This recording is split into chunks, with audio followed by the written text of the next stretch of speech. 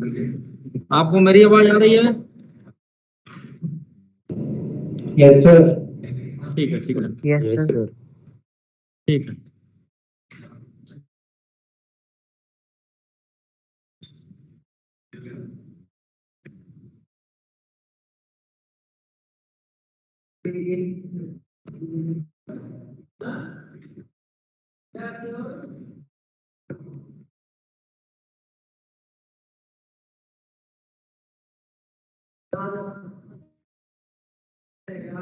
ये आपका तो क्लास घर था, यहाँ कहाँ चले आए?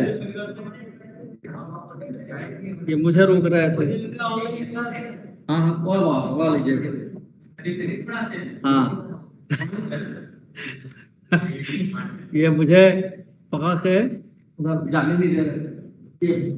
रुकिए भाई, जाने दीजिए, क्लास का जो टाइम हो रहा है। हाँ तो करेंगे नहीं तो क्या, कैसे लाइव चलेगी बताओ? एक मिनट देना जरा।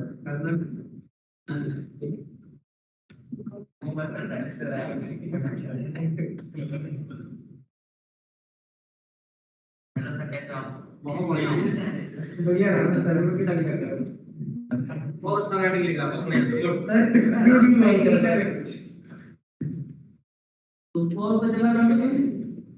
ऐसा मतलब इससे तू तो बाहर चलेगा, मिला क्या बता रहा है बेटा? कितने बैठा था?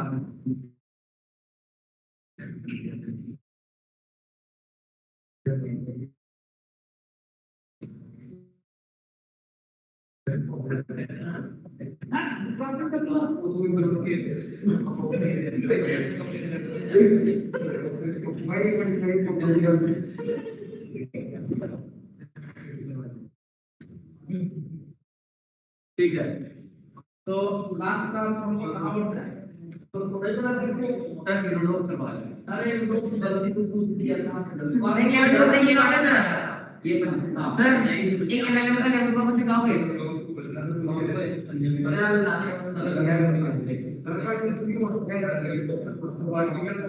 ये किसी क्या बड़ा उल्टा सीधा लिखा आया था तो 2005 ये लोग का क्वेश्चन है, ये बोला है ये लोग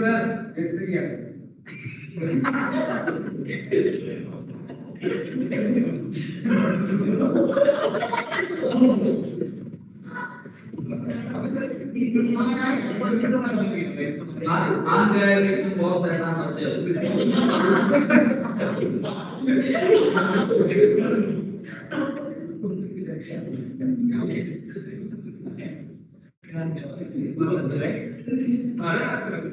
एकदम शांत, एकदम शांत। वैसे तो शांत में से पढ़ा रहा है कि जब मैं आगे तो हो गया काम कोई दिखा। हाँ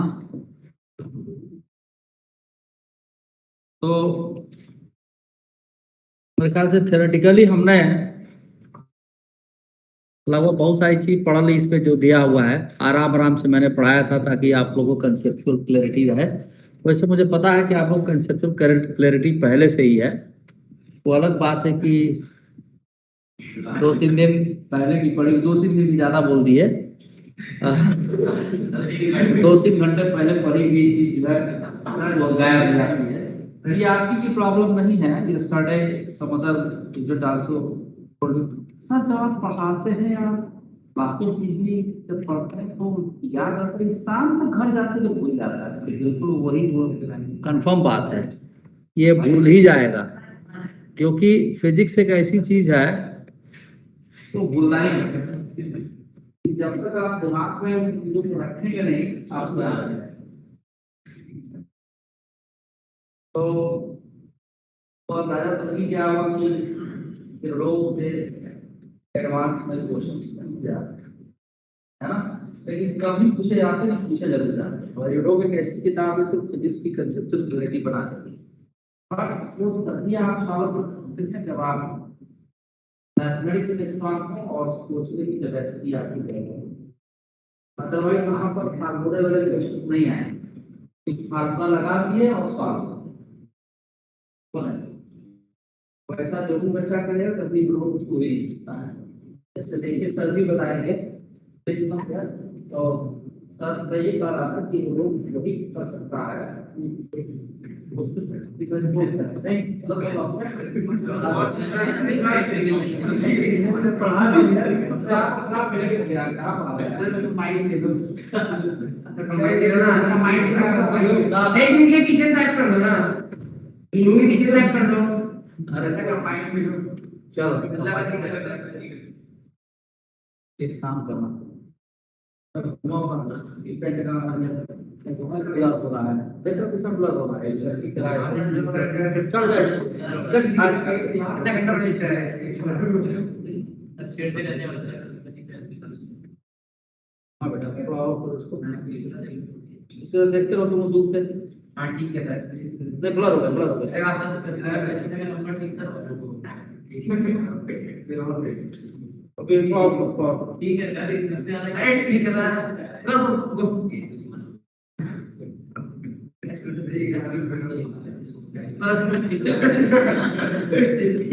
ये बड़ा जगह पे रात तो भाई तो ये भी गड़बड़ हो जाएगा हाँ ठीक है अब ठीक है मत घुमाओ इसको डिपेंड कर ऐसे डिपेंड करो इसको और घुमाओ ठीक है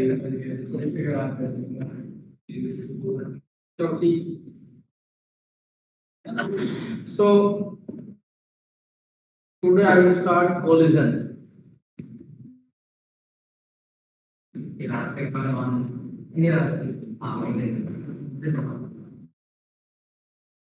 collision में हम लोग कंजर्वेशन ऑफ मोमेंटम और एनर्जी की बात करेंगे एनर्जी कंजर्वेशन नहीं हुआ अलग ऐसे कोलिजन हम one dimensional collision oblique collision या टू डायमेंशनल कोलिजन की बात करते हैं कोलिजन बेसिकली तीन तरह का होता है पहला वर्टिकल सुपर इलास्टिक कोलिजन की बात करते हैं अच्छा एक आपका जो परफेक्टली इलास्टिक होते हैं ये आइडियल कंडीशन है नेचर में पॉसिबल है बात हियर टू इलास्टिक हो सकता है इसी इलास्टिक होगा दूसरा है परफेक्टली इलास्टिक ये भी नेचर में परफेक्टली इलास्टिक होना संभव नहीं और तीसरा है पार्शियल इलास्टिक कोलिजन जो आपका तो पार्शियल इलास्टिक कोलिजन अगर ठीक ढंग से पढ़ ले तो उससे हम परफेक्टली इलास्टिक और परफेक्टली इलास्टिक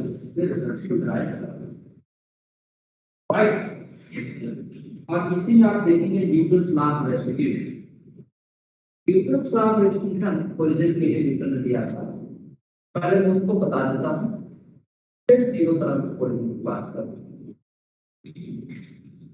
तो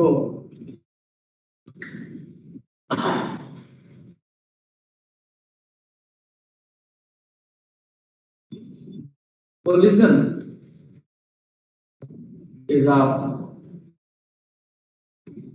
three types. Number one, perfectly elastic collision.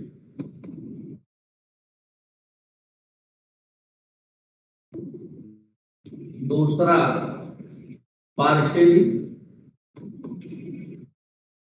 elastic collision.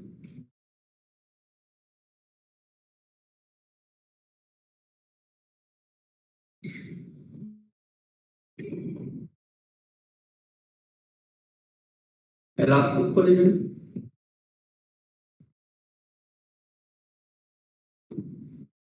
और तीसरा perfectly inelastic collision. Inelastic collision.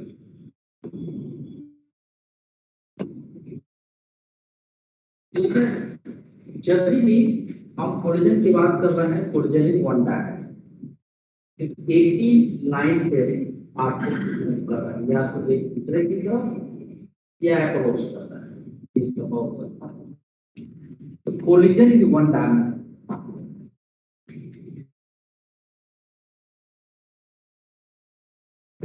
Collision, बल्कि परफेक्टली इलास्टिक कोलिजन पैदा करने जैसे ऑर्डर किया गया perfectly elastic collision in contact.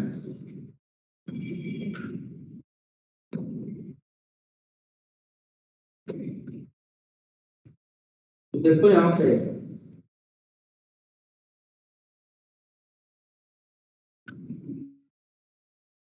मान लो ये दो बॉल्स हैं,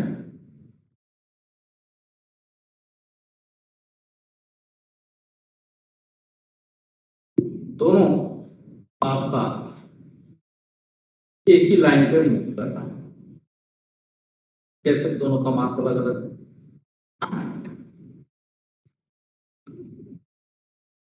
और स्पीड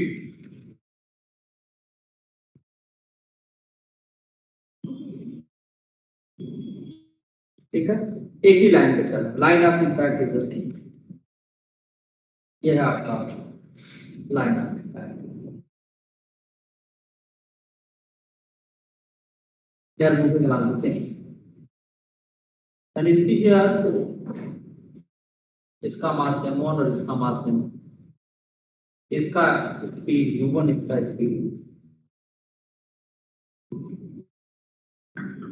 अगर इन दोनों को हम एक सिस्टम कंसीडर करें, they are the part of the system.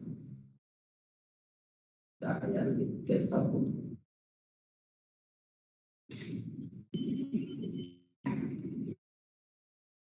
they are the part of the system। तो आप देखिए ये सिस्टम के पार्ट में इनके बीच में जो फोर्स बने हुए कैसा अब हो सकता है कि इसका मोमेंटम या वेलोसिटी ज्यादा हो, ये कभी न कभी जाके इससे टकराएगा, यानी कि इसकी वेलोसिटी ज्यादा हो m1 जो है m2 की तरफ बैक हो धीरे धीरे उसके चला। एक सिचुएशन ऐसी आई जब m1 और m2 कांटेक्ट में आ जाए, ठीक है, they will put in contact. यहाँ पे कोलिजन हुआ दोनों को, जब कोलिजन हुआ तो होगा क्या, m1 वाला फोर्स इसके ऊपर, m2 वाला फोर्स इसके ऊपर लगाएगा, अब बहुत तगड़ा फोर्स लगेगा, ठीक है, इसका मास m1, इसका मास m2, huge amount of force लगाएगा। तो फॉर द टाइम बीइंग यहाँ पे देखिए इनके शेप में थोड़ी देर के डिफॉर्मेशन आ जाएगा। अब इस समय क्या हो रहा होगा कि मोमेंटम ट्रांसफर हो रहा होगा,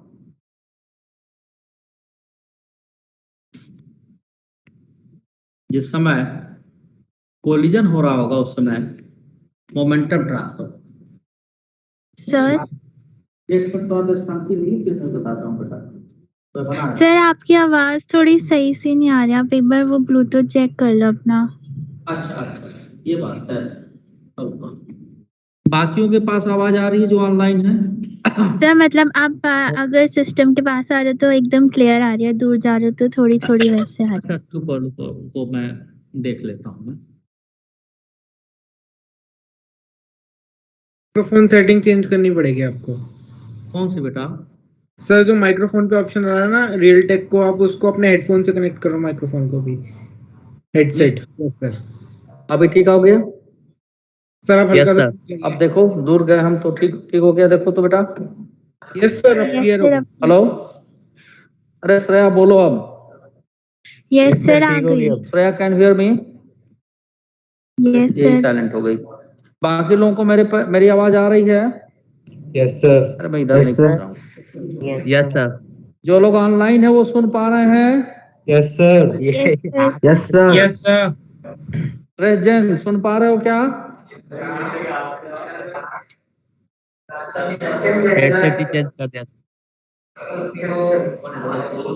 यस सर।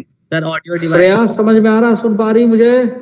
सर अब एकदम यस क्लियर सर, है मैं आपकी। सुन पा रही हूँ। ये आवाज मेरे तक नहीं आ रही है या ये नहीं सुन सर पा रहे? Audio device sir. अभी बताओ, सुन पा रहे हो आप लोग? Yes sir. हाँ, पहले नहीं सुन पा रहे थे क्या? नहीं सर, पहले भी सुन रहा सर पहले भी सुन रहे थे।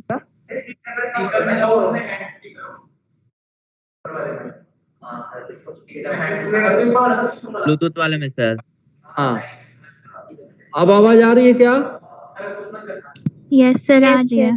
एक मिनट एक मिनट, वो पता नहीं अपने मन से कैसे चेंज हो जाता है। स्टीरियो था और आपने हैवी हैंड। हाँ हाँ जी, बोलो, अब आ रही है आवाज क्लियर एकदम?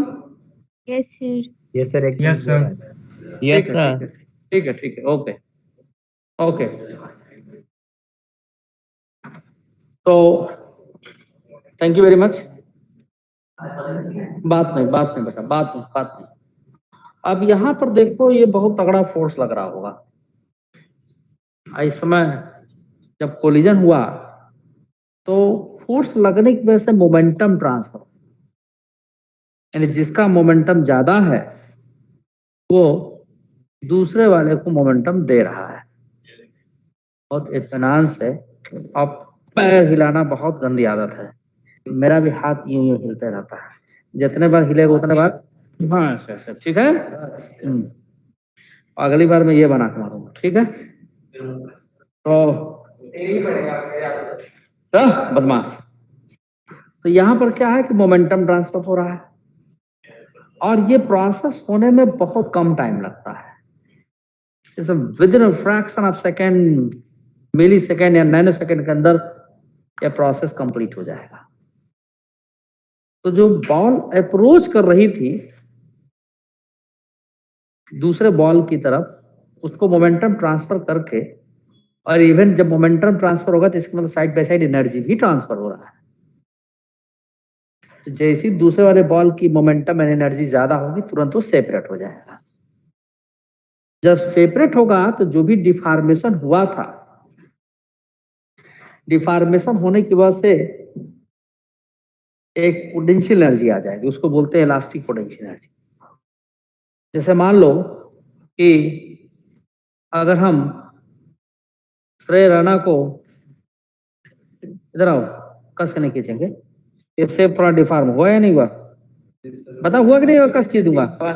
हाँ, अब इसको छोड़ेंगे तो क्या हो जाएगा, वापस रिपेयर कर लिया। तो ठीक उसी तरह से जब जिस समय कोलिजन हुआ उस समय टक्कर हुआ और डिफॉर्मेशन थोड़ा हुआ, डिफॉर्मेशन होने की वजह से उनके अंदर इलास्टिक पोटेंशियल एनर्जी आ गई, लेकिन जैसे ही वो सेपरेट होंगे, वो इलास्टिक पोटेंशियल एनर्जी क्या होगा कि फिर से शेप को रिपेयर कर देगा, means they will regain their shape, अपने शेप को रीगेन कर लेंगे। और after collision they will move with the different, हाँ भाई इसको भी कैलिब्रेट ही कर दूं, क्या बताऊं मैं। गिव मी अ सेकंड बेटा। सेलेक्ट, हाँ कंट्रोल पैनल कहाँ कर दी?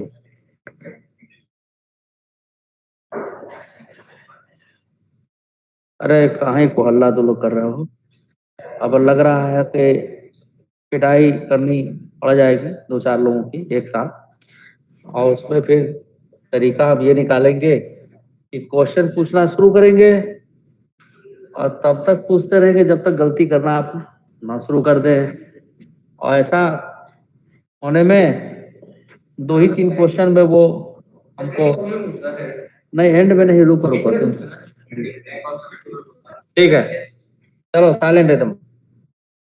तो अभी क्या हुआ कि अब ये कोलिजन होने के बाद जब मोमेंटम ट्रांसफर हो गया तो दोनों बॉल एक दूसरे से सेपरेट होंगे, है ना? ये और ये हमने सेपरेट कर दिया। ये कोलिजन के बाद की स्थिति है, और इसके बाद ये दोनों अपना शेप रिपेयर कर लिए हैं, है ना? और इसकी वेलोसिटी कुछ अलग आ जाएगी, इसकी वेलोसिटी कुछ अलग आ जाएगी, ठीक है? So this is velocity v1 and this is velocity v2। so the velocity v1 and v2 ये भी सिस्टम के पार्ट्स हैं, बट क्या है कि, ठीक है, तो वेलोसिटी अलग अलग हो गया। यहाँ लिख देते हम जस्ट बिफोर कोलिजन का केस है,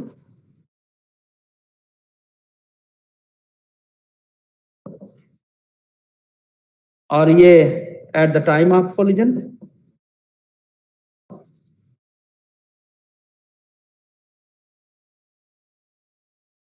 और ये जस्ट आफ्टर कोलिजन का केस है।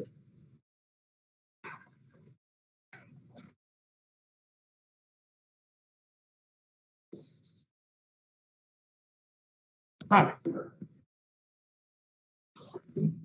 अब देखिए यहां पर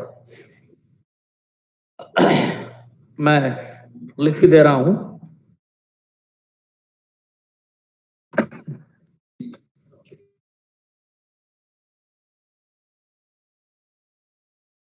the ball of mass m1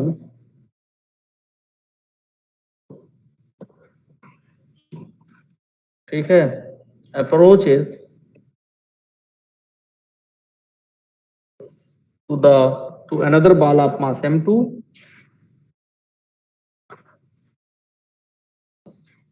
another ball of mass m2, ठीक है, moving along the same line,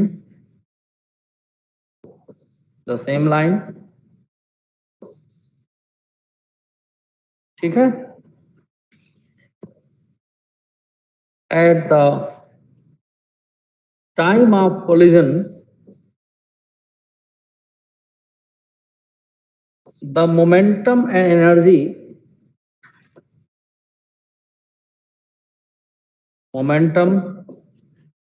energy transfers between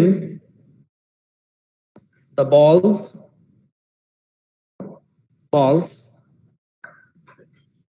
ठीक है, and in this process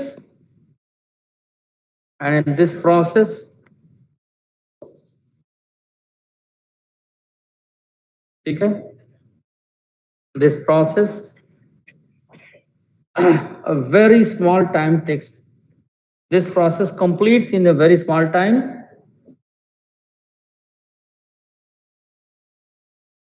in a very small time,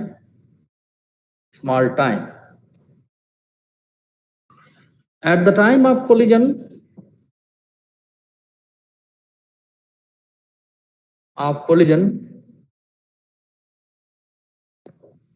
between the balls,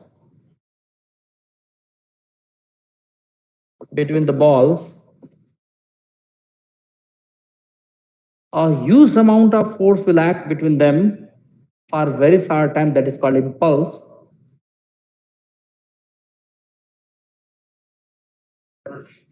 क्या बेटा, क्या बोल रहे हो? डिलीट हो गया तो शाम्भू का लेन देन डिलीट हो गया तो अच्छा ठीक है, एनसीईआरटी में तो सब कुछ डिलीट कर देंगे सब। हाँ, जेई में तो पूछेंगे ही ना, कोई बात नहीं, पढ़ना है लेकिन, है ना, वो हम पढ़ाएंगे। सर राणा के लिए डिलीट हो गया ऐसा समझो।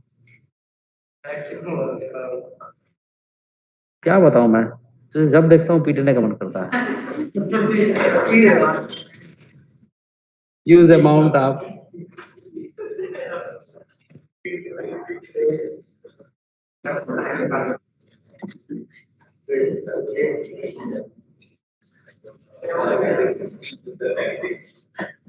force acts for very short time,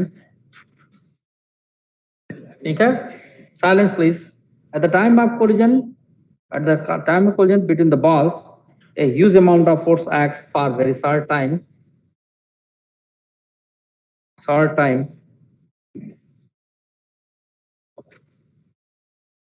called impulse,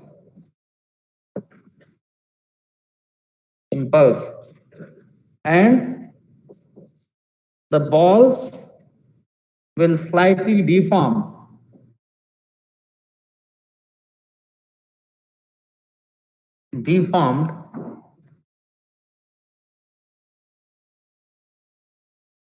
थोड़ा सा डिफॉर्म कर जाएंगे, and hence there is an elastic potential energy stored between them, deformed, and hence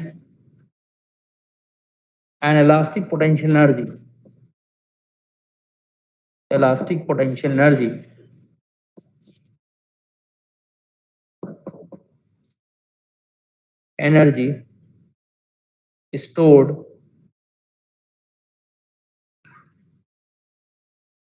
stored in the balls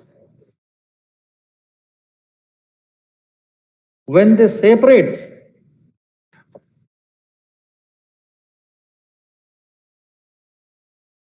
the elastic potential energy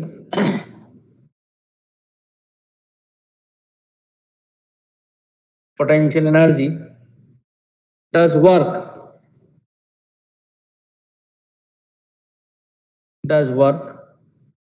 and repair their shape.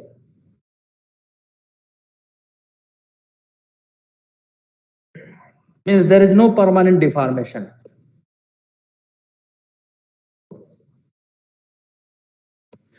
Means एक minute को क्या लिखे हो, and it does work and repair their shape, means there is no permanent deformation. Shape उनका repair हो जाएगा.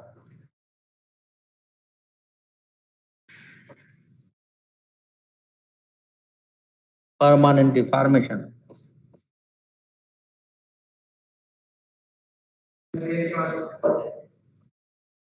Does work. Their shape, ठीक है, repair their shape means there is no permanent deformation. ठीक है, तो यहाँ कोई एक्सटर्नल फोर्स नहीं लग रहा है, तो हम मोमेंटम कंजर्व कर सकते हैं. Total momentum, not the momentum of A ball. You conserve the total momentum of the colliding balls just before and just after collision, and even the kinetic energy, total kinetic energy just before and just after collision is same. ठीक है, so we can kinetic energy conservation मत लिख देना, वो नहीं होता. Same रहेगा, conservation word नहीं होगा. We can conserve the total momentum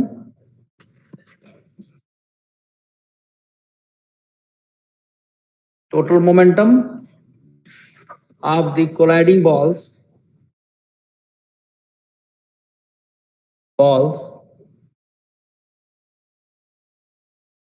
just before and just after collision. After collision, as there is no external force.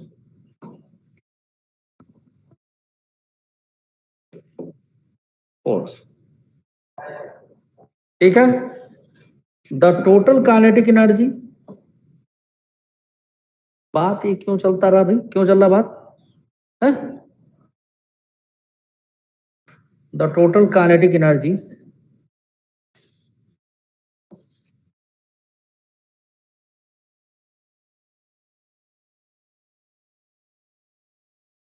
will be constant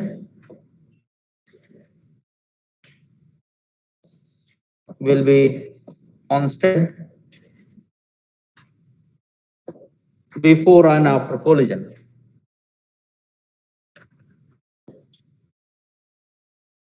ये आपका परफेक्टली इलास्टिक कोलिजन के लिए पूरी कहानी थी. यानी ऐसा कुछ होगा.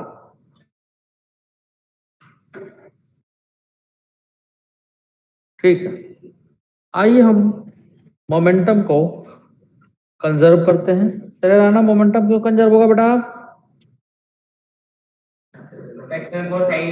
हाँ, ग्रेविटी नहीं लग रहा. अच्छा, फ्रेम के अंदर आ गया, फ्रेम के बाहर कर देगा अर्थ को, तो कहाँ छोड़ो. सर वो एक लेवल फोर्स है नहीं ना, लिखा तो है. कहाँ लिखा है? तो रुको भाई, ये कंसेप्ट क्लियर करना जरूरी है। नहीं कर चुका हूँ। ग्रेविटी को मान लो अर्थ को हमने बाहर ले लिया, ये प्लेन है, इस पर एक बॉल ऐसे चल रही, एक बॉल ऐसे चल रही है, अर्थ बाहर है इसके, तो लग गया ना एक्सटर्नल फोर्स। फिर क्या करेंगे?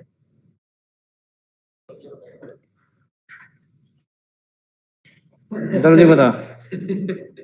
अब दिन भर का थका हुआ हूँ, बक करके सवेरे से जो है, अब थोड़ा एनर्जी ले लूं मैं। इधर आओ भाई।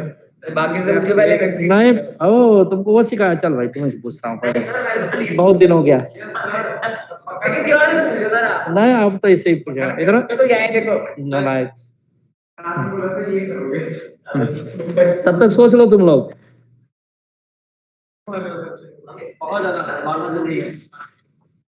हाँ, ये सुने कोर्ट में जाकर, कौन कोर्ट में जाकर बताओ, चलो वहीं मिलते हैं।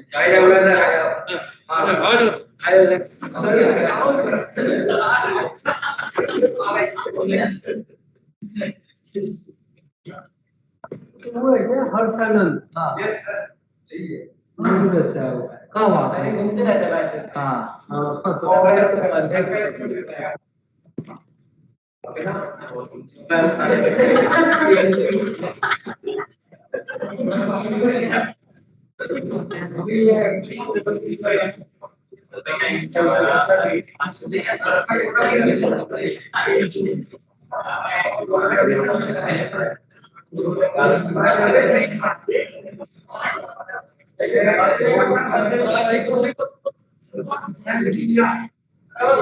क्वेश्चन दिया हुआ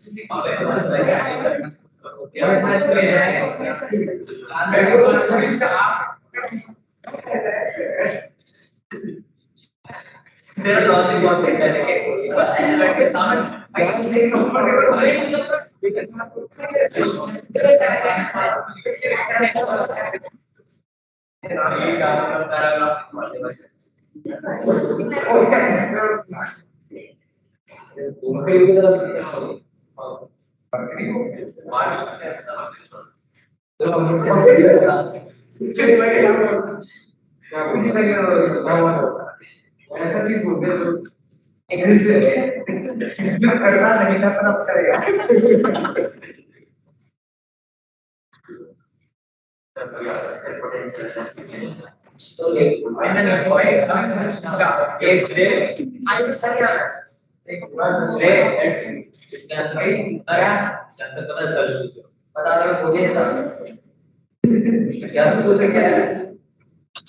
तू बना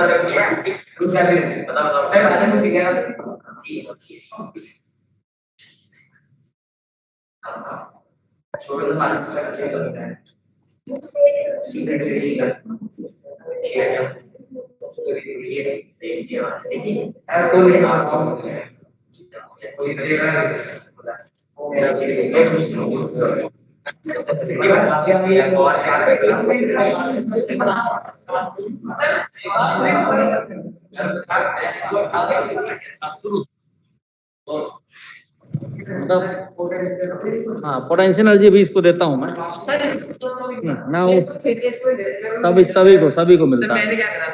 सर बता दो। हाँ सर, ये आपने जो मास बनाए हैं ये दोनों सरफेस पे है ना, हाँ बॉल बेटा, मतलब। हाँ तो सर फिर उस केस में तो नॉर्मल रिएक्शन जो है वो एनर्जी को बैलेंस कर देगा ना, तो फिर वो हे लगेगा नहीं। भगवान, तुम शांत हो जा श्रेया, ये हिस्ट्री नहीं है। मैं तुम्ही को नहीं, सभी को कह रहा हूँ, नॉर्मल रिएक्शन को बैलेंस कर देगा। अरे नालायक, जो है नॉर्मल रिएक्शन और ग्रेविटेशनल फोर्स दोनों अलग तरह का फोर्स है। कितने बार मैं बताऊं इस बात को? बिल्कुल गलत है। आता नहीं है तो इसका क्या मतलब है? उल्टा सीधा कंसेप्ट बता देंगे। सर आपने क्या क्वेश्चन पूछा था? क्वेश्चन ये पूछा था जैसे एक्सटर्नल फोर्स यहाँ नहीं लग रहा है, ऐसा मैंने लिखा है, लेकिन अगर अर्थ को हम सिस्टम के बाहर ले लिए, जिस सरफेस पे चल रहा है, तो सिस्टम के अंदर तुम्हारा बॉल है, देखो, और तुमने लिया नहीं है, यस सर। है ना? ये हमने सरफेस ले लिया ऐसे। तो श्रेया ने कहा कि नॉर्मल एक्शन लग गया, एमजी को बैलेंस कर। नहीं क्या सर, बात वो नहीं, बैलेंस नहीं करेगा। है? एमजी तो अलग से लग रहा है। करोगे तो थप्पड़ लगेगा, दांत सारा टूट के गिर जाएगा, सब बूढ़े बन जाओगे जवानी नहीं आने के पहले। सर मोमेंटम सर इसलिए कंजर्व्ड रहेगा क्योंकि सर एक का बढ़ेगा तो दूसरे का घटेगा। वो अरे घोगा मतलब वसंत लोग, मैं मोमेंटम नहीं पूछ रहा हूँ, मैंने ये कहा है जो तुम लोग सोच नहीं पा रहे हो, जो दिखाना चाहता हूँ। ध्रुव कुमार, तुम बताओ जरा। ध्रुव कुमार,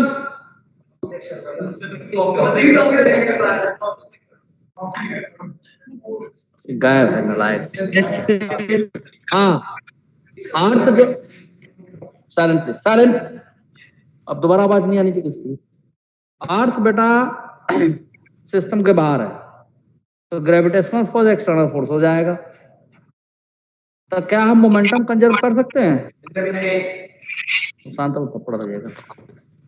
कर सकते कि नहीं कर सकते? नहीं कर सकते। अच्छी बात है, क्यों नहीं कर सकते भाई?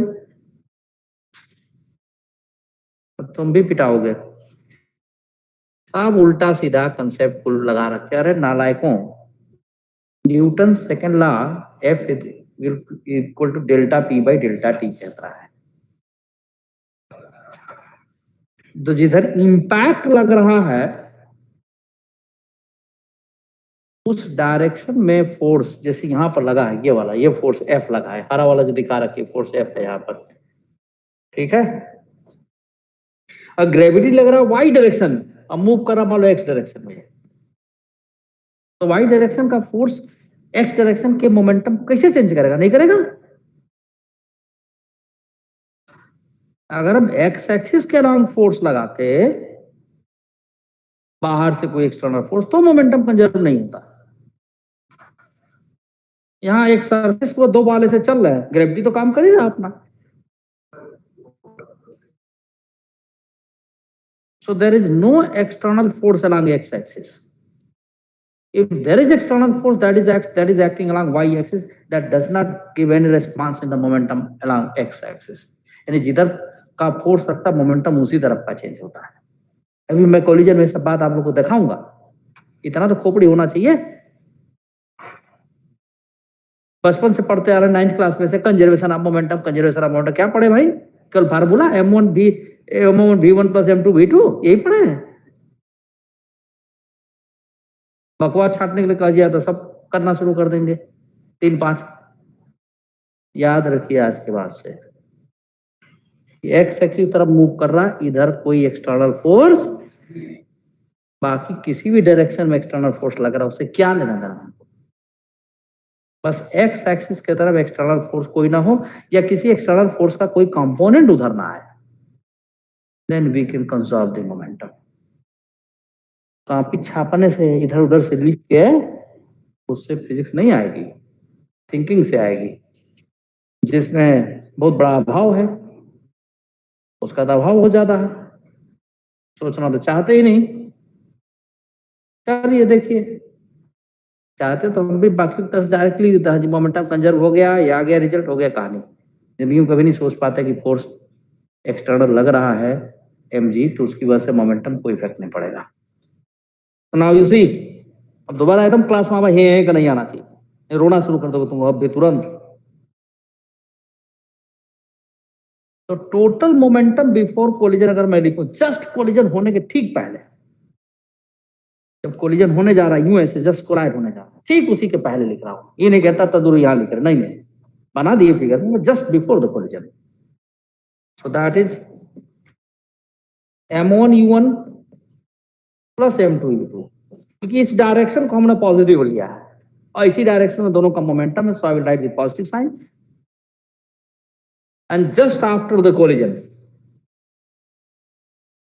M1 V1 plus M2 V2, just after the collision. ठीक है, ये मोमेंटम हम इक्वल कर देंगे। अब मोमेंटम जो हमने इक्वल कर दिया, क्योंकि एक एक्स एक्सिस के अलावा कोई एक्सटर्नल फोर्स नहीं है, so M1 U1 plus M2 U2 is equal to M1 V1 plus M2। तो यहाँ एक बड़ी खास बात है, देखिए आप, अगर हम इंडिविजुअल बॉल की मोमेंटम की बात करें, यहाँ M1 U1 है, यहाँ M1 V1 है, वो तो चेंज हो गया। यानी अकेले किसी बॉल की बात करें से M1 U1 पहले फर्स्ट बॉल का मोमेंटम था, कोलिजन के बाद इसका मोमेंटम हो गया M1 V1, तो चेंज तो हो गया है क्योंकि इंपल्सिव फोर्स लगा है। लेकिन अगर दोनों के सम की बात करें, सिमिलरली इस तरह से सेकंड बॉल का ले, ये भी चेंज हो गया।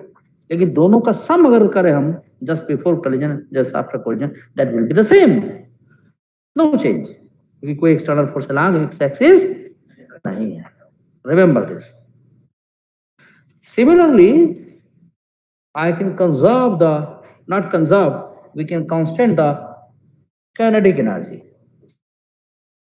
इनिशियल काइनेटिक एनर्जी जो कि होगी half M1 U1 square plus half M2 U2 square, और final kinetic energy just after the collision half M1 V1 square plus half M2 V2 square, ये होगी। ठीक है, चोट लगा कि नहीं थोड़ा सा? चोट लगा था कि नहीं लगा? आपकी कस के पिटेंगे। ये समझ में आ रहा है? यहाँ तक आया समझ में? आप देखो जरा तो। अरे दिखा नहीं, ड्राइंग है। देखे हैं? अरे देख तो ले जरा। गुड, ठीक है, पढ़ो। तो ये आपका हो गया। तो मैं आगे बढ़ूं नेक्स्ट पेज पे। तो सभी लोगों की बात क्लियर हो गई ना कि ग्रेविटी की वजह से एक्स एक्सिस का मोमेंटम चेंज, अगर वाई एक्सिस के लॉन्ग लिखते तो चेंज हो।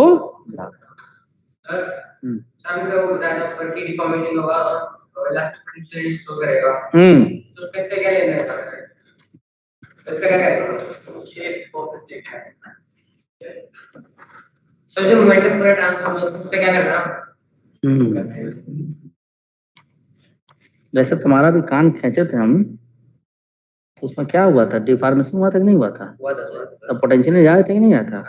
तब छोड़ दिए हम तो वही पोटेंशियल तुम्हारे कान को वापस लग गया ना। तो जैसे ही कंटैक्ट छूटेगा तो जो डिफॉर्मेशन थोड़ा बहुत हुआ रहा होगा उसको रिपेयर कर देगा, वो वहीं खर्च हो जाएगा।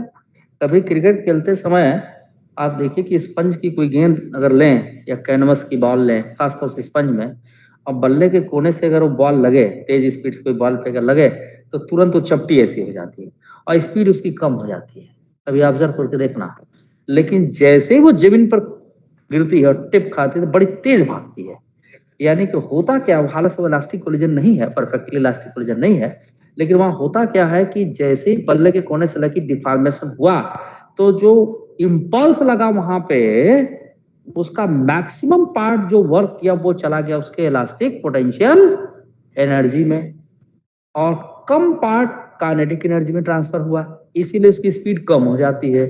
लेकिन जैसे ही वो रफ सरफेस पे या हार्ड सरफेस पे टिप खाती है तो होता क्या है कि तुरंत वो जो पोटेंशियल एनर्जी स्टोर था उसका majority of the part converted into the repairing of its shape, तुरंत स्फेरिकल शेप ले लेगा। ठीक है, और some part of this potential energy that will go into the kinetic energy, so its speed will enhanced, बढ़ जाएगा। ठीक है, कभी देखना।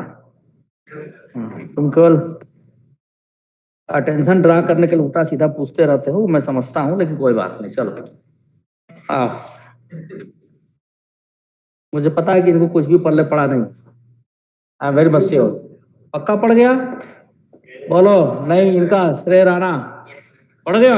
रुक जा, अगली बार तो तैयार रहो, फिर पूछता हूँ मैं कुछ। पढ़ गया तो पता ही लगेगा फिर।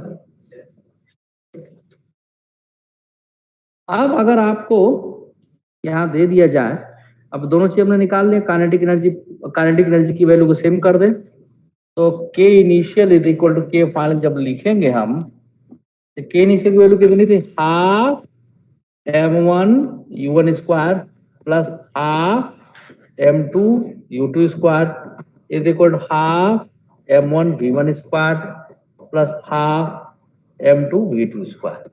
तो हाफ हाफ हाफ कैंसिल। अब m1 वाले पार्ट को हम मान लो इधर भेज दें, m1 u1 square minus v1 square लिख सकते हैं, इसको इधर भेजेंगे तो हाँ लिख सकते हैं। और u2 वाले को इधर भेज दें, m2 कॉमन ले लें तो v2 square minus u2 square लिख सकते हैं। तब देखिए यहाँ पर m1 a square minus b square को a minus b a plus b लिख सकते हैं, u1 माइनस b1 और u1 प्लस b1 लिख सकते हैं। और m2 इसको लिख सकते हैं v2 माइनस u2 और v2 प्लस u2 लिख सकते हैं हम। ठीक है, ये एक इक्वेशन बना। और मोमेंटम जो कंजर्व कराए थे उससे देखिए m1 u1 plus m2 u2 is equal to m1 v1 plus m2 v2। अब यहां से भी देखिए m1 को हम इधर ले जाए तो आ जाएगा u1 माइनस v1 और m2 को इधर ले जाए, m2 कॉमन ले लें तो v2 minus u2। This is equation second. तो फ्रॉम इक्वेशन सेकेंड अब आप देखिए हम m2 v2 माइनस u2 को की value m1 v1 minus u1 यहाँ रख दें फर्स्ट इक्वेशन में, यही तो वैल्यू यहाँ पर आ रखी है देखो। अब इसको उठा कर रख दें। खाना तुझे नहीं मिलता क्या? रुक जाओ, तुम्हारे गार्जियन से आज बात करता हूँ, कहता हूँ कि खाना देने की बजाय से 2-4 किलो प्लास्टिक का पेन खरीद के ला दे दी, चबाता रहेगा। खराब नहीं आती। तुम लोग कभी सोचो कि प्लास्टिक के बोतल से हम पानी क्यों नहीं पीता? बाकी लोग बीमार रहते हैं, जैसे इधर देखता हूँ, बाकी थोड़ा सा कुछ होगा एकदम नीमा करने लगेंगे। हम तो चलो बीपी है भाई, उसको कैसे कंट्रोल कर, दवाई खाए में कई दिन भूल जाता है, शायद बोल गया हूँ, कभी कभी हो जाता है, गुस्सा कर दिया किसी के ऊपर। तो इसकी खासियत ये है कॉपर में, अगर इसमें 4 घंटे के लिए पानी रख दिया जाए तो वायरस फ्री हो जाएगा। वायरस इसमें होगा ही नहीं, खत्म। हाँ 100% वायरस फ्री हो जाएगा। और प्लास्टिक में तो उल्टा और बढ़ जाएगा। और उसमें कितना भी रिफाइंड प्लास्टिक हो, कुछ भी दवा लोग कर ले, पानी या कुछ भी डालते होते धीरे धीरे उसमें से डिजॉल्व होता है। वो हल्का अमाउंट होता नहीं, होता जरूर है कंफर्म। अरे तुमसे तो बहस करके मैं जीत नहीं सकता। बस एक ही तरीका है, लेग चपत लगाओ, तुरंत जीत जाऊंगा मैं। देखो अब इसको उठा के इसमें फिट कर दो, इसमें क्या आ जाएगा? m1 u1 minus v1 u1 plus v1। अब देखो m2 v2 माइनस u2 की वैल्यू यहां से क्या लिख सकते हैं? m1 u1 minus v1 into v2 plus u2। देखो न्यूटन लॉ ऑफ रेस्ट्रिक्शन अब आने वाला है, कट गया तो हमारे पास आ गया है। हाँ ठीक है, हमारे पास आ गया u1 plus v1 is equal to v2 plus u2। ठीक है, अगर m1 वाला ब्लॉक अप्रोच कर रहा है उसकी तरफ तो u1 माइनस u2 को इधर ला है और ये v2 माइनस v1। ठीक है, इसको बोलते हैं वेलोसिटी ऑफ अप्रोच।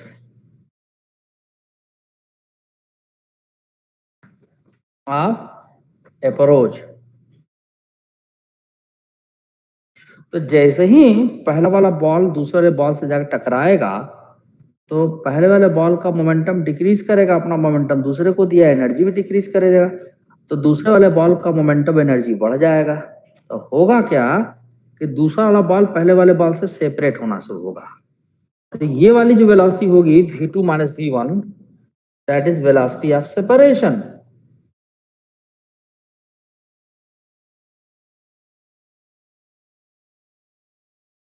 पहले इतना नोट करिए तो आगे बढ़ता हूं मैं। श्रेया समझ में आया है? Vaishnavi sir velocity of approach क्या बताया था आपने? कि कितनी वेलोसिटी से रिलेटिव वेलोसिटी है u1 की, जो पहला वाला बॉल है जिसका मास m1 है, u1 वेलोसिटी था बिफोर कोलिजन, कितनी वेलोसिटी से सेकंड बॉल की तरफ अप्रोच कर रहा है, तो रिलेटिव ही निकालेंगे ना। यानी सेकंड Yes, बॉल को sir. रेस्ट में किए, पहले बॉल को की वेलोसिटी सेकंड के रिस्पेक्ट में निकाल ली, तो रिलेटिव वेलोसिटी हो गया वो। और कोलिजन के बाद सेकंड बॉल का मोमेंटम बढ़ जाएगा, तो सेकंड बॉल क्या होगा, रिसीड करेगा, Separate. पहले वाले बॉल से दूर जाएगा। तो अब सेकंड बॉल की वेलोसिटी पहले बॉल के रिस्पेक्ट में निकालेंगे, तो v2 minus v1 is actually the relative velocity of second ball with respect first ball. तो न्यूटन साहब ने इसी वेलोसिटी ऑफ अप्रोच और सेपरेशन के बीच में एक इक्वेशन दिया था, जिसको बोलते हैं न्यूटन्स लॉ ऑफ रेस्टिट्यूशन। ठीक है, इसी का तो देखो क्या न्यूटन्स लॉ ऑफ रेस्टिट्यूशन था, वो भी मैं लिख देता हूं। ठीक है, तो देखिए Newton's law of restitution.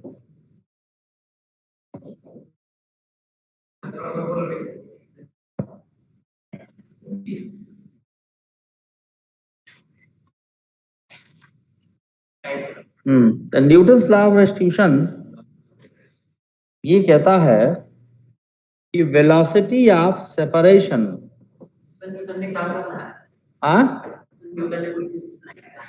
Sir आपने लॉ नहीं लिखा। न्यूटन्स लॉ, हाँ ठीक है ठीक है ठीक है, ठीक कह रहे हो यार, न्यूटन्स लॉ यहाँ लिख देता हूँ। अरे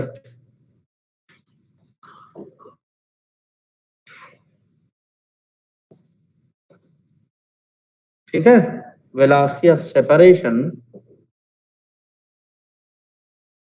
is equal to e times, e को बोलते हैं coefficient of elasticity, velocity of approach.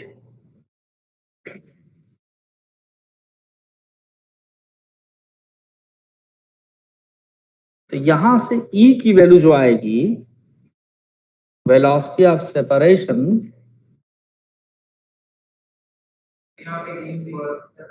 Restitution या coefficient of elasticity upon velocity of approach, velocity of approach.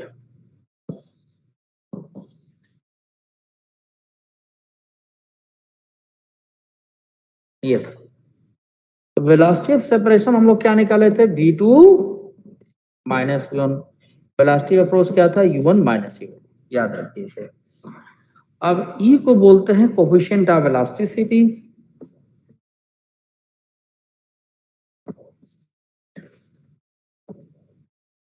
Of elasticity, या इसको रेस्टिट्यूशन बोलेंगे, कोफिशिएंट ऑफ रेस्टिट्यूशन।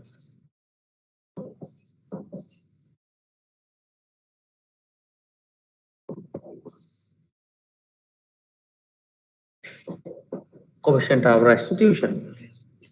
अब यहां से देखिए जो E की वैल्यू होती है वो एग्जैक्टली 1 हो जाएगी, तो ऊपर वाला रिलेशन ये आ जाएगा। देखो यहाँ E की वैल्यू क्या है, 1 है ना। तो किस कोलिजन के लिए कहते हैं, परफेक्टली इलास्टिक कोलिजन के लिए। तो E की वैल्यू 1 होगी परफेक्टली इलास्टिक कोलिजन के लिए।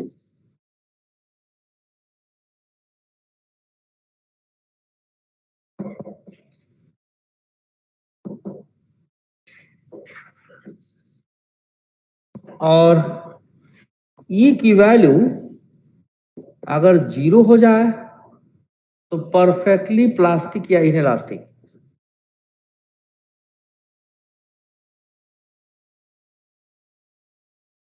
प्लास्टिक और परफेक्टली इनइलास्टिक, परफेक्टली प्लास्टिक और perfectly inelastic.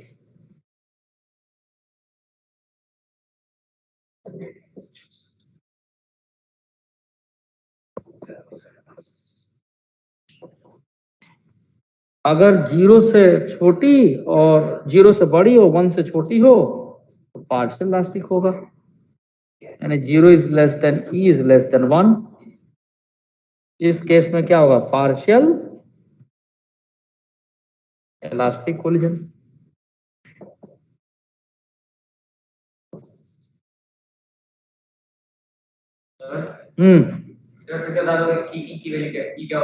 E coefficient of restitution या कोफिशिएंट ऑफ इलास्टिसिटी।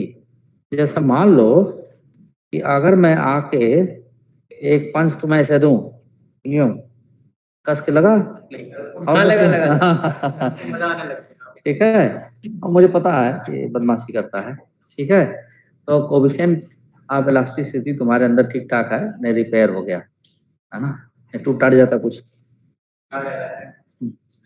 ठीक है, चलो, तो ये आपका ये तीनों सिचुएशन है, नोट कर लीजिए। हाँ, अच्छा अच्छा,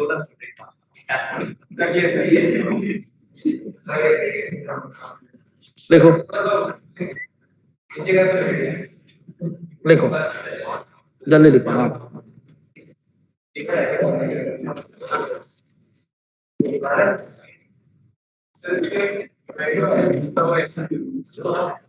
बात नहीं तुम लोग, अभी दिखाता हूं मैं कि वेक्टर को और जिस तरह से एंजॉय आप लोग कर रहे हैं, मतलब सब्जेक्ट के साथ एंजॉयमेंट कर रहे हैं, 12th कितना दिक्कत भरा हो जाएगा वो आप लोग को अभी दिखा देता हूँ। बहुतों को ऐसा साइलेंस समझ में नहीं आता है। अभी जो शेयर किया हूं, अगर ओपन हो जाता दिखाता हूं मैं। हवा भी नहीं लगेगा, वेक्टर का इस्तेमाल ऑप्टिक्स में किया मैंने, और मैंने ही क्या मतलब उसको अगर कायदे से समझना है तभी हो सकता है, अदरवाइज नहीं होगा। ओपन करता हूं मैं। हाँ चलो, दिख रहा है ये। अरे ये वेक्टर ही है पूरा।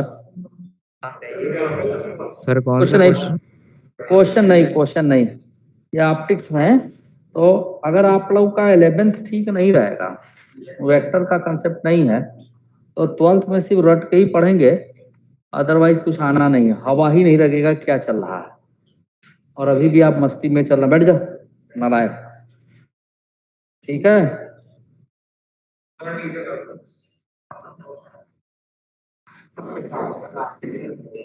चलो नोट कर लो।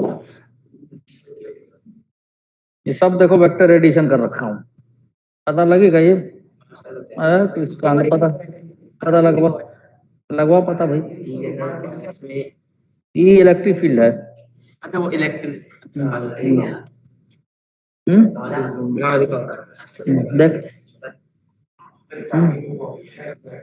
सर बहुत अच्छा सा अरे सर क्या कहना चाहते हो?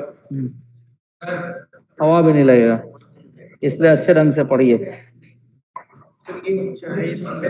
हाँ ये वाला कौन सा है? देखिए, is asking something.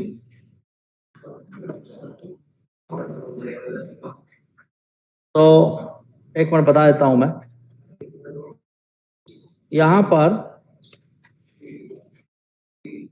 Silence please, देखो ये हमने मोमेंटम कंजर्वेशन, ये समझ में आया तुमको? मोमेंटम कंजर्वेशन लिखे थे m1 e1 plus m2 e2 is equal to m1 v1 plus m2 v2। अब m1 v1 को इधर ले जाएं, इन दोनों में से m1 कॉमन ले सकते हैं, नहीं ले सकते? इधर जाके v1 माइनस होगा। m2 u2 को इधर लाए तो m2 इन दोनों में से कॉमन ले सकते, नहीं सकते, तो v2 माइनस u2 और क्या है इसमें। अब इसको उठा के इसमें रख दिए। ठीक है, अभी भी नहीं समझ में आया? तो अब silence, m2 v2 minus u2 की वैल्यू देखो, यहां से निकाल रखे हम। m1 u1 माइनस v1 उठा के यहाँ रख दिए हैं इस वाले में, तो ये कट गया, ये बच गया सिर्फ। ठीक है, तो ये था न्यूटन्स लॉ ऑफ रेस्टिट्यूशन। अब हम बात करेंगे कि कोलिजन के बाद जो दोनों बॉल्स हैं उनकी वेलोसिटी क्या होगी, what should be the velocity after the collision. चलिए देखिए, नहीं अब नहीं रुकेंगे हम, इतना स्लो पढ़ा रहे हैं, इससे ज्यादा स्लो क्या करें भाई। तो जो हमारे पास ये इक्वेशन आया, साइलेंस एकदम साइलेंस, हमारा जो इक्वेशन आया था m1 u1 plus m2 u2 is equal to m1 v1 plus m2 v। और न्यूटन्स लॉ ऑफ रेस्ट्रिक्शन में हम लोग क्या लिखे थे कि u1 minus u2 is equal to v2 minus v1। E की वैल्यू 1 थी, तो अगर हमको V2 को एलिमिनेट करना है तो U1 minus U2 plus V1 उठा करके V2 की जगह इसमें रख दें, तो M1 U1 plus M2 U2 is equal to M1 V1 plus M2 था, और V2 की जगह हो जाएगा U1 minus U2 plus V1। ठीक है, तो अब हम M1 U1 plus M2 U2 is equal to M1 V1 plus M2 U1 minus M2 U2 plus M2 V1। तो देखो ये M2 U2 इधर जाके इसके साथ ऐड हो जाएगा और ये इसमें से सब्ट्रैक्ट होगा, तो जब लिखेंगे तो M1 माइनस M2 और U1 इसमें से कॉमन ले लेंगे और ये दोनों जाके जुड़ जाएंगे तो ट्वाइस M2 U2 आ जाएगा, और यहाँ पे M1 V1 और plus M2 V2 V1 M1 V1 plus M2 V1, तो V1 कॉमन ले लिए हम, M1 प्लस M2।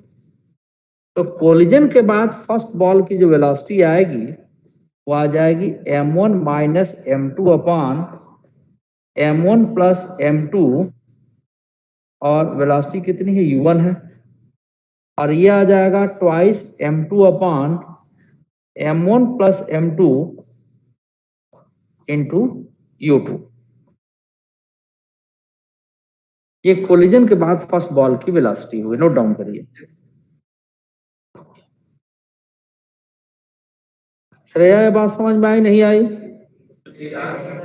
गई सर। अच्छा, वैष्णवी नहीं नहीं, इतना याद कैसे रख पाओगे यार, नॉट पॉसिबल। नहीं करना चाहो कर लो, बट नॉट रिक्वायर्ड। ये वहां ड्राइव ही करना पड़ेगा, कोई एक चीज M1 का M2 हुआ तो आंसर गलत सब। बोलिए क्या कर रहा है? यानी कोलिजन के बाद फर्स्ट बॉल की वेलोसिटी हमने निकाली, नोट डाउन करिए। सेकंड बिल्कुल बिल्कुल अप्लाई होगा। हाँ क्वेश्चन वो तुम्हें IIT पेपर बनाओगे तो बता दोगे, हमको कैसे पता होगा? IIT पेपर मैं थोड़ा बना रहा हूँ, क्वेश्चन वैसे ही आएंगे जैसे आते रहे हैं। हाँ क्वेश्चन बहुत आसान आएंगे, घबराओ नहीं। आप भी दिखा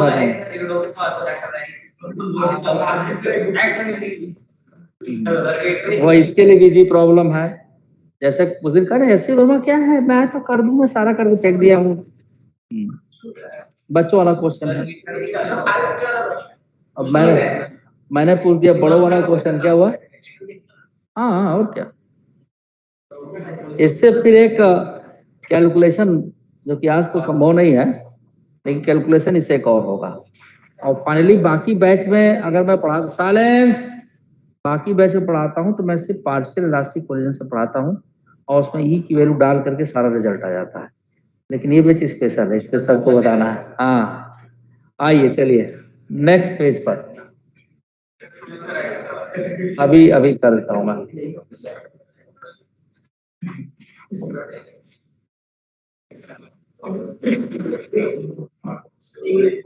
हाँ देखो थोड़ा सा रह गया तो कर दिए नीचे, लेकिन जल्दी नोट करो आप। हाँ इम्पोर्टेंट यही फॉर्मूला, इसको 10 बार लिख कर रट डालो, एग्जाम ही बार फिर गलत कर देना।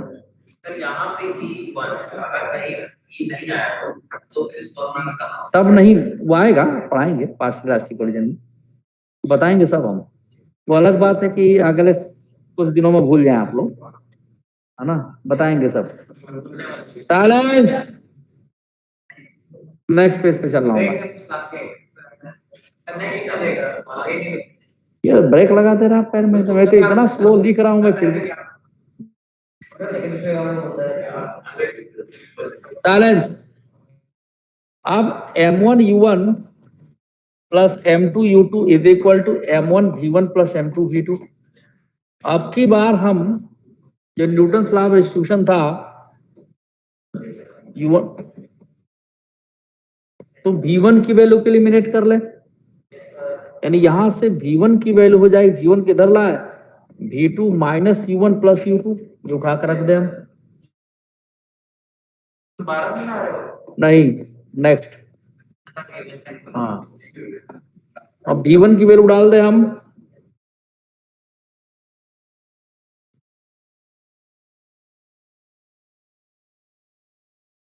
so M1 U1 plus M2 U2 is equal to M1 V2 minus M1 U1 plus M2 U2 plus M2 V2।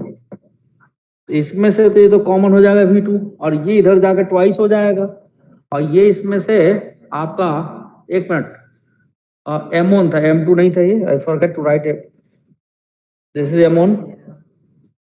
तो इसको हम देखिए इधर लेके जाएं तो ये क्या आ जाएगा, ट्वाइस M1 U1, ठीक है, प्लस अब U2 वाले टर्म को जब इसके साथ हम लिखेंगे तो ये जाके U2 नेगेटिव हो जाएगा, तो M2 माइनस M1 आएगा, और इधर आ जाएगा M1 प्लस M2। अच्छा ठीक है, कट जाएगा, कहाँ कट रहा है, M1 U2 है।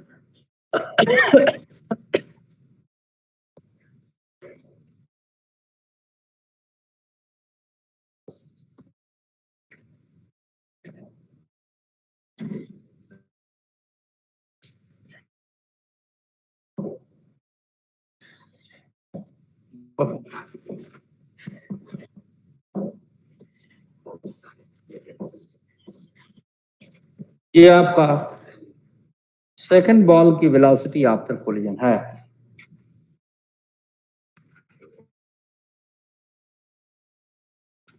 अब इसमें कुछ केसेस हैं डायरेक्टली पूछे जाते हैं।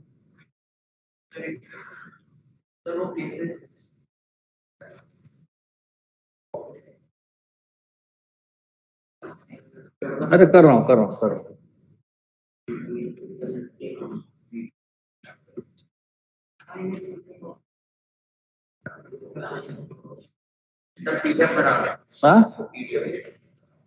पीडीएफ बना दे, मतलब आगे अब केस नहीं लिखना। अच्छा, ये लोग हमेशा कोशिश में रहते हैं क्लास कितनी शॉर्ट हो जाए। एक तो ये भी जुगाड़ रहता है, ठीक है सर को अगर 1 घंटा क्लास में तो दाएं बाएं करके तो आराम से लिखें, 2 बार ऊपर नीचे, सर ऊपर कर दो नीचे कर दो, उसमें भी टाइम जाए, बाद में भुगतोगे तुम लोग। देखो केस फर्स्ट, पहले हल्का वाला बता दे रहे हैं हम, ठीक है। अगर M1 is equal to M2 हो जाए, M हो जाए, ठीक है, तो कोलिजन के बाद जो V1 की वैल्यू होगी, V1 क्या निकाले थे हम लोग, बताओ वैल्यू जरा, V1 की वैल्यू क्या थी,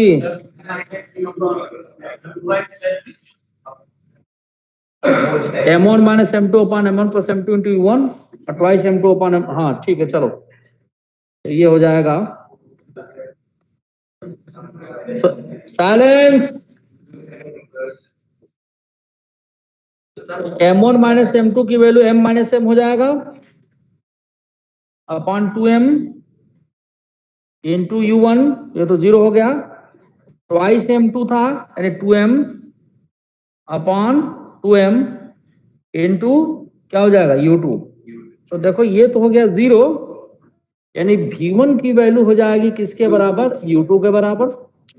सिमिलरली V2 निकालोगे तो U1 के बराबर आ जाएगा, यानी दे exchange there velocities after collision, they exchange there velocities after collision, they exchange there velocities. एक मिनट,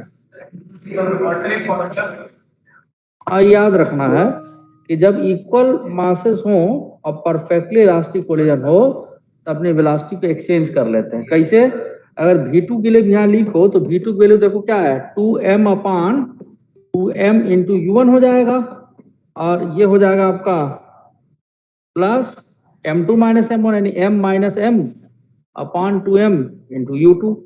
ये वाला पोर्शन तो 0 हो गया, यानी V2 की वैल्यू आ गई U1 के बराबर, जो मैं पहले यहाँ लिख दिया था। ठीक है, और टाइम ही नहीं है, मेरी अगली क्लास की है।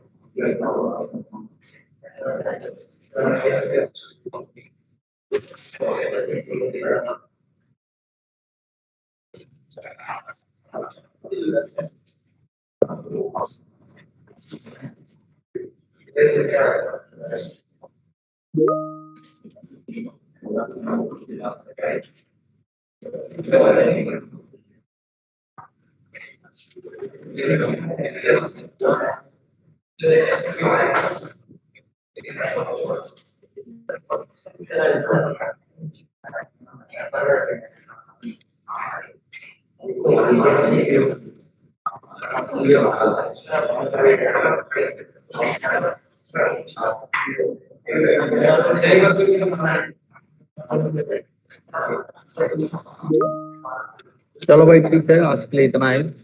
Thank you very much.